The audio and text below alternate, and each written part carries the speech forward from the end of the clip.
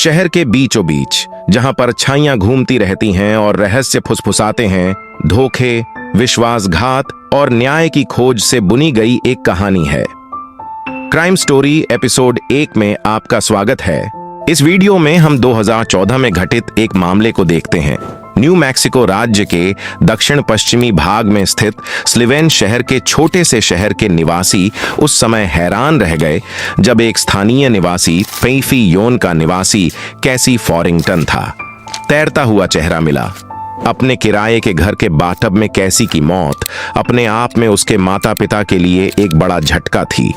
जब उन्हें विश्वास हो गया कि इससे बुरा कुछ नहीं हो सकता, तो स्थानीय पुलिस अधिकारियों ने 22 दिसंबर 1990 को वर्जीनिया में कैसी मैनी ब्रूक्स वेस ब्राउन की तस्वीर में प्रवेश किया। वह चौथी संतानों में से दूसरी सबसे बड़ी थीं। उसके माता पिता चक और डार्लिन ब्रूक्स ने स्कूल में अच्छा प्रदर्शन किया, नेशनल ऑनर सोसाइटी में शामिल हुई, खेलों में भाग लिया और एक दिन डॉक्टर बनना चाहती थी। ऐसा भी जब कैप्सी 16 साल की थी। उसे भविष्य के लिए अपनी योजनाओं को बदलने के लिए मजबूर होना पड़ा, क्योंकि हाई स्कूल से स्नातक होने के बाद वह गर्भवती हो गई और ब्रैडली नाम के लड़के से शादी करने के बाद भी वह गर्भवती हो गई। फेरिंगटन और उसके माता पिता का घर छोड़ना 1 महीने में हुआ। कई साल बाद उसे दूसरा बच्चा हुआ, लेकिन धीरे धीरे इस पारिवारिक रिश्ते में खटास आने लगी और 22 साल की उम्र में तलाक के बाद कैसी को अपने 2 बच्चों के साथ तलाक का एहसास हुआ। सिल्वर सिटी लगभग 10,000 लोगों का एक शहर है, जहां वह एक स्थानीय अस्पताल में एक घोड़े के रूप में कार्यरत थी। अपने किराए के घर के बाथटब में गिरकर कैसी की मौत उसके माता पिता के लिए एक गंभीर झटका थी, जब उन्हें विश्वास था कि इससे कोई भी गलत नहीं हो सकता। स्थानीय पुलिस अधिकारी ने तस्वीर में प्रवेश किया। कैसी मरीन ब्रूक्स का जन्म 22 दिसंबर 1990 को वर्जीनिया में हुआ था। वह अपने माता पिता चक और डार्लिन ब्रूक्स की चौथी संतानों में से दूसरी सबसे बड़ी हैं।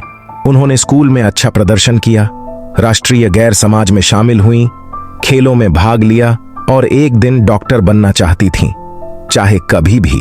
और अपने एक सहकर्मी से एक जगह किराए पर ले रही थी। जब वह 23 वर्ष की हुई, तब उसने एक नया रिश्ता शुरू किया था। नए प्रेमी का नाम डेविड बैरी था। वह जल्दी ही कैसी के दोनों बच्चों के साथ बंध गया और वह इससे बहुत खुश थी। और डेविड ने कुछ भी नहीं किया, बस एक साथ जीवन बिताया। कैसी ने अपने परिवार और बच्चों को खुश बताया और वह उम्मीद कर रही थी कि पारिवारिक जीवन के साथ उसके निराशाजनक अनुभव के बाद वह आखिरकार 24 मार्च 2014 को खुशी और शांति पा सकेगी।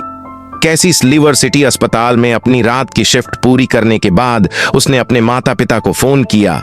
उन्होंने कई मिनटों तक बात की और उसने अपनी मां को बताया कि वह अपने बच्चों को घर ले जाने और उन्हें स्कूल लाने की योजना बना रही है और फिर बिस्तर पर जाने के लिए वापस घर लौटने की योजना बना रही है। उसने आराम करने का इरादा किया है। उस दिन बाद में अपने बच्चों को फिर से लेने से पहले कुछ घंटों के लिए स्कूल स्टाफ ने कैसी के माता पिता को फोन किया, क्योंकि वे खुद उसके पास नहीं पहुंच सकते थे। वह बच्चों को लेने नहीं आई थी, भले ही उनकी कक्षाएं समाप्त हो गई थीं। कैसी की मां ने खुद को फोन करने की कोशिश की, लेकिन वह वहां थी। कोई जवाब नहीं था। उम्मीद थी कि उसकी बेटी ने अपनी अलार्म घड़ी को सेट करने में लापरवाही की थी और रात की शिफ्ट के बाद भी सो रही थी। डार्लिन ने चारेल नामक महिला को बुलाया। कैसी अपार्टमेंट किराए पर ले रही थी। उसने उसे जाने और देखने के लिए कहा। कैसी घर पर थी और क्या वह ठीक थी। जब चारेल घर पहुंची और दरवाजा खटखटाया, जवाब देने वाला कोई नहीं था। वह घर के चारों ओर घूमी और पीछे के दरवाजे की खिड़की से अंदर घुसी और देखा कि बाथरूम से पानी बह रहा था। इसके बाद वह रसोई में गई। दरवाजा फिर से खटखटाया गया, लेकिन इस बार चारेल ने कैसीज का नाम जोर से चिल्लाया, लेकिन उसकी ओर से कोई प्रतिक्रिया नहीं मिली। महिला ने अपनी चाबी से घर का ताला खोला और घर में कदम रखा। जब वह उस पार चली गई तो बहते पानी की आवाज और अधिक स्पष्ट हो गई। बाथरूम की ओर गीला फर्श। जब वह वेट फूलर को बाथरूम की ओर ले गई तो पानी और अधिक स्पष्ट रूप से दिखाई देने लगा। चारेल ने कैसीज का नाम पुकारना जारी रखा, लेकिन अब थोड़ी कांपती आवाज में कुछ क्षणों के बाद जब उसने देखा कि उसने घर का कपड़ा पहना हुआ है तो वह पानी की तरह बहते हुए बाथटब में औंधे मुंह लेटी हुई थी। जारी रखा, चारेल कैसी के सहकर्मी थे जिन्होंने अस्पताल में भी काम किया था और उसे पानी से बाहर निकालने और उसे फर्श पर रखने के बाद प्राथमिक चिकित्सा कौशल था। चारेल ने समझा कि सीआरपी करने के लिए पहले ही बहुत देर हो चुकी थी क्योंकि रिगर मोर्टिस सेट हो गया था। इसका मतलब यह था कि मामला खत्म हो चुका था। कुछ घंटों के लिए 911 पर कॉल करने के बाद महिला ने बताया कि क्या हुआ था, जिसके बाद घर पर पैरामेडिक्स और पुलिस तैनात की गई। उसने कैसी के माता पिता को भी फोन किया और अफसोस के साथ उन्हें सूचित किया कि उनकी बेटी अब जीवित नहीं है, जबकि चार्नेल पैरामेडिक्स के आने का इंतजार कर रही थी। उसने जांच की घर और पाया गया कि घर के दूसरे हिस्से में स्थित दूसरे स्नान घर में भी एक नल खुला था और पानी बह रहा था। हालांकि वहां के केंद्र में अतिप्रवाह संरक्षण था, इसलिए अतिरिक्त पानी फर्श पर नहीं बह रहा था बल्कि नाली में जा रहा था।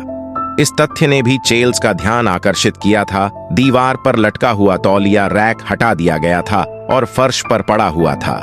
चक और डार्लिन ने जो कुछ भी कर रहे थे उसे रोक दिया और तुरंत एरिज़ोना से चले गए जहां वे सिल्वर सिटी में रहते थे। कुछ घंटों बाद वे उस घर पर थे जहां उनका बेटी का शव तब मिला जब तक पुलिस घटनास्थल पर थी और यह देखा कि घर में किसी भी तरह के गैर कानूनी प्रवेश की कोई संभावना नहीं थी क्योंकि सभी ताले बंद थे। खिड़कियां बरकरार थीं, खिड़कियां बंद थीं और शीशे टूटे हुए नहीं थे जिनके मामले में दिलचस्पी हो सकती थी। घर में तोड़फोड़ और प्रवेश करके की गई चोरी को बरकरार रखा गया था।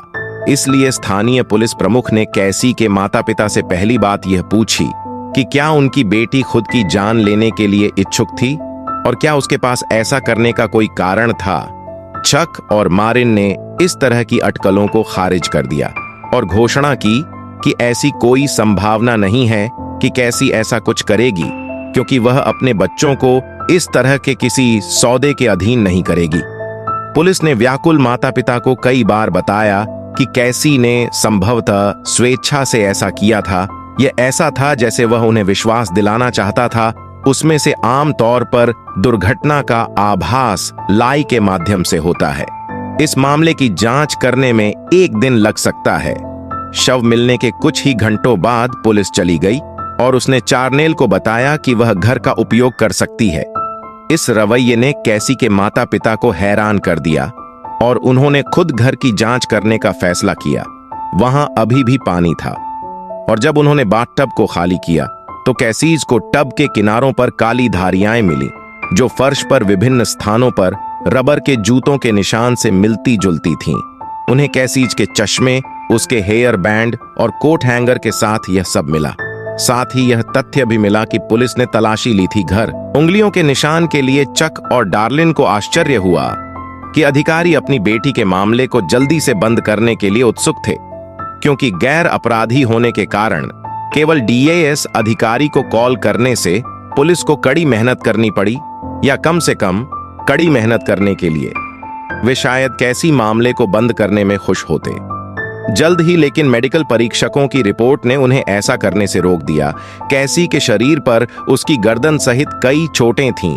मौत का कारण एक फोरेंसिक मेडिकल परीक्षक द्वारा एक अनिर्दिष्ट आईआईडी विधि द्वारा हत्या का निर्धारण किया गया था। एक समस्या थी, अपराध की भावना नहीं थी। लंबे समय तक विशेष प्रासंगिकता, क्योंकि घटना के बाद संपत्ति के मालिकों ने कड़ी मेहनत से कुछ साफ सफाई और मामूली नवीकरण किया। जैसे जैसे महीनों बीतते गए, पुलिस ने कैसीज के माता पिता के रूप में कहा, डेविड बैरी, जिस व्यक्ति से कैसीज अपनी मृत्यु से पहले मिल रही थी, उसकी जांच की गई और उसे एक संदिग्ध के रूप में बाहर कर दिया गया। जैसे जैसे अधिक समय बीतता गया, कैसी के माता पिता को यह विश्वास हो गया कि स्थानीय पुलिस कम मेहनती थी। तभी चीजें आगे बढ़ीं जब चक और डार्लिन मुख्य जिला वकील से मिलने गए, फिर से अनुरोध किया कि जासूस जोस सांचेज के खिलाफ कार्रवाई की जाए। मामले की फाइल की समीक्षा करने पर बेटी की मौत की जांच को संभालते हुए जिला अटॉर्नी ने सहमति व्यक्त की कि सांचेज ने कई गलतियां की थीं। उन्हें मामले से मुक्त कर दिया गया था और अधिक अनुभव वाले जासूस को नियुक्त किया गया था, जिन्होंने तुरंत अपना ध्यान उस आदमी की ओर लगाया जिसे चक और डार्लिन मानते थे कि वह उनके लिए जिम्मेदार था। बेटी की मौत कैसी के परिवार और करीबी दोस्त को शुरू से ही महसूस हुआ कि केवल एक ही व्यक्ति उसे मरना चाहता था। वह उसका पूर्व पति ब्रैडली फेयरिंगटन था।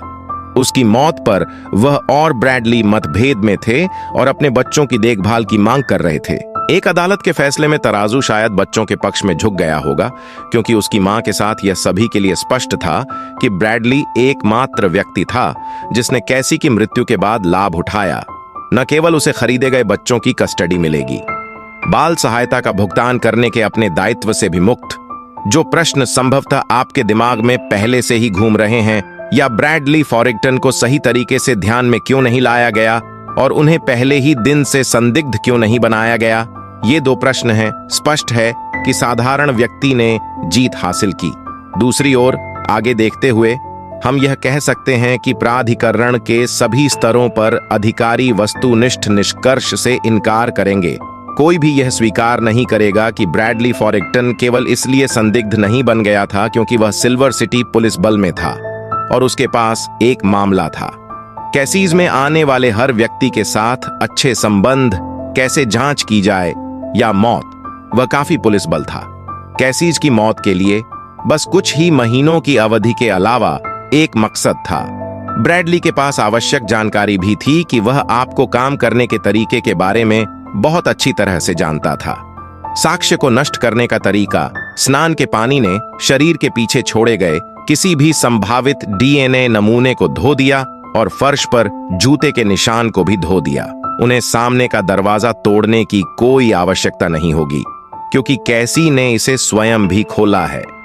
अगर घर के अंदर कोई सबूत था जो ब्रैडली फॉरिंगटन को अपराध की भावना से जोड़ सकता था, तो स्थानीय पुलिस के खराब काम के कारण यह अपरिवर्तनीय रूप से खो गया था और ब्रैडली को जवाबदेह ठहराने का एकमात्र तरीका अब प्रत्यक्षदर्शी परीक्षण के माध्यम से था। कैसी ने उसे सूचित किया, माता पिता का कहना है कि ब्रैडली अक्सर उसके और बच्चों के साथ दुर्व्यवहार करता था। इसके अलावा उसने ताना मारते हुए सुझाव दिया कि उसने पुलिस में रिपोर्ट करने की कोशिश की थी। वह खुद एक सिल्वर सिटी पुलिस अधिकारी था। उस समय उसे पूरी छूट थी। यह समझना मुश्किल है कि कैसी के लिए यह जानते हुए भी जीना मुश्किल था। वह पुलिस से मदद नहीं मांग सकी क्योंकि उसके अपमानजनक पति के दोस्त वहां काम करते थे। उसने कार्यस्थल पर सहकर्मियों के साथ साझा किया कि ब्रैडली ने उसे यह कहते हुए धमकी दी थी कि वह उसे गायब कर देगा और किसी को भी इसके बारे में पता नहीं चलेगा। एक दिन कैसी भाग गई एक बीमा में। ऑफिसर सिल्वर सिटी वह बेहद डरी हुई थी और उसने स्टाफ को बताया कि उसके पति ने उसे सड़क से हटाने की बहुत कोशिश की। 24 मार्च को कैसी को मृत पाया गया। 19 महीने बाद 23 अक्टूबर 2015 को 28 साल के ब्रैडली फेयरिंगटन को गिरफ्तार कर लिया गया। वह तब चढ़ गया जब उसकी जगह बदल दी गई। कि कैसी की मौत में उसकी कोई भूमिका नहीं थी, यह फिर से इंगित करने लायक है कि स्थानीय पुलिस अधिकारियों के कदाचार के कारण फेयरिंगटन को उसकी पूर्व पत्नी की मौत से जोड़ने का कोई भौतिक सबूत मौजूद नहीं था, बल्कि कैसी के शब्दों के माध्यम से गवाही की अनुमति देने का असाधारण निर्णय मौजूद था। मुकदमे के अभियोजन पक्ष ने जूरी के सामने कई गवाहों को पेश किया, जिसमें कैसी के माता-पिता, उसके दोस्त और सहकर्मी शामिल थे। उसने अपने साथ हुए दुर्व्यवहार के बारे में बताया। प्रस्ताव पुलिस अधिकारी पति सैम फ्रांसिस्को फोरेंसिक निर्यात का नेतृत्व कर रहा था। डॉ माइकल हंटर भी मुकदमे में उपस्थित हुए और उन्हें अपना कार्यभार देने के लिए कहा गया। अपने 20 से अधिक वर्षों के अनुभव के आधार पर, स्थानीय निर्यात निष्कर्ष के आधार पर उन्होंने सभी ऑटो जासूस तस्वीरें दिखाईं और घोषणा की कि कैसी की गर्दन पर लगी चोटों के आधार पर संभवतः गला घोंटने के परिणाम स्वरूप उसकी जान चली गई। उसने कहा कि उसकी गर्दन में चोट लगी है। उसकी मौत का कारण उसकी कड़ी कार्रवाई है। उसने कहा कि एक गवाह जो न्यायाधीश द्वारा वारंट जारी करने के बाद ही अदालत में आया था, पूर्व जासूस सांचेज को वारंट पास करें, जो तब तक पुलिस बल से सेवानिवृत्त हो चुका था। उसने मूल रूप से मामले को संभाला था और कहा था, परीक्षण में ब्रैडली फेयरिंगटन को कभी भी एक संभावित संदिग्ध के रूप में नहीं माना गया था, क्योंकि ऐसा करने का कोई कारण नहीं था। उन्होंने यह भी गवाही दी कि घर से कोई फिंगरप्रिंट नहीं लिया गया था। हमने सोचा था कि अपराध स्थल सिर्फ साफ करने के लिए थे। वह चढ़ गए। मेरा मानना है कि आयोग के बाद भावना साफ हो गई थी।